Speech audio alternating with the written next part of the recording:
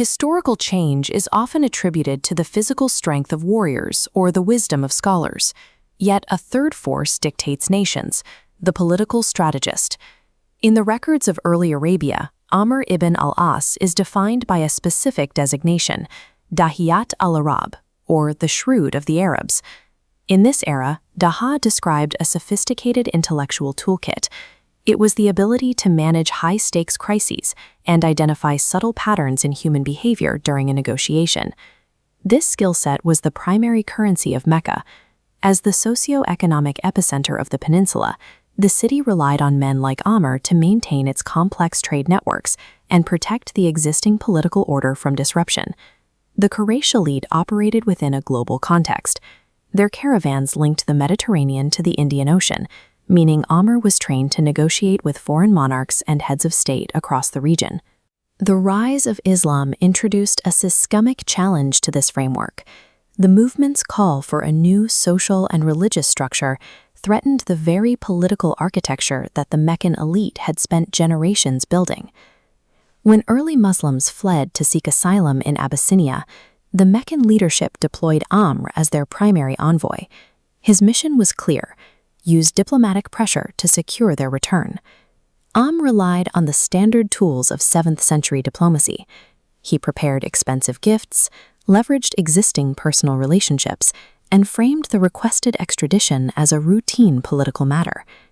At the court of King al-Najashi, Amr followed the established protocols of statecraft.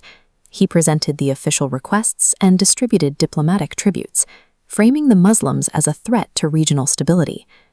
The defense, led by Ja'far ibn Abi Talib, bypassed political maneuvering entirely. Ja'far chose to address the court with a direct, personal account of his faith. Ja'far described their transition from violence to justice, reciting Quranic verses that aligned with the king's own prophetic tradition. Recognizing the connection to his Christian scripture, King al-Najashi granted the Muslims full protection. Amr's diplomatic leverage disappeared, marking a rare total failure for his strategy.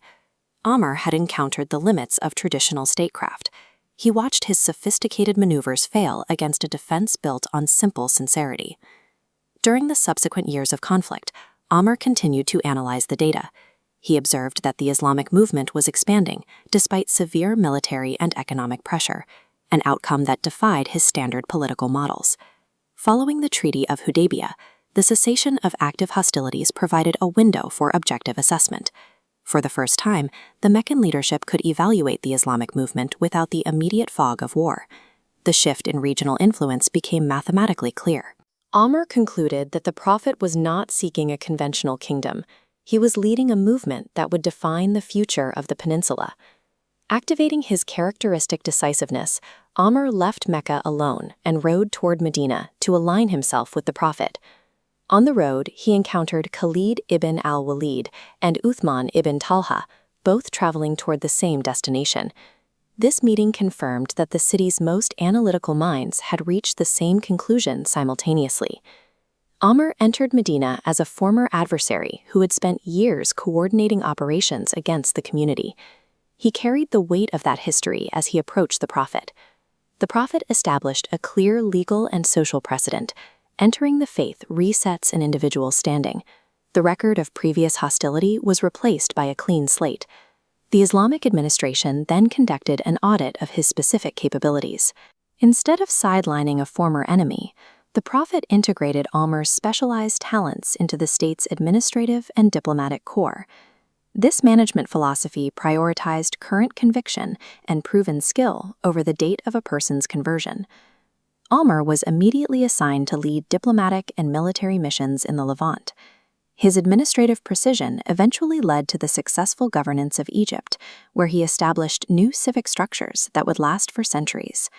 His intellect remained unchanged, but its objective was reset. The same strategic mind once used to preserve tribal interests was now being used to organize a transcontinental state. This transition demonstrates that faith does not require the suppression of a person's inherent brilliance. It provides a new framework and a redirected trajectory for that talent. The institutional success of these early years relied on this specific strategy. By forgiving and elevating the specialized talents of its former opponents, the movement built a leadership class capable of managing a rapidly expanding world.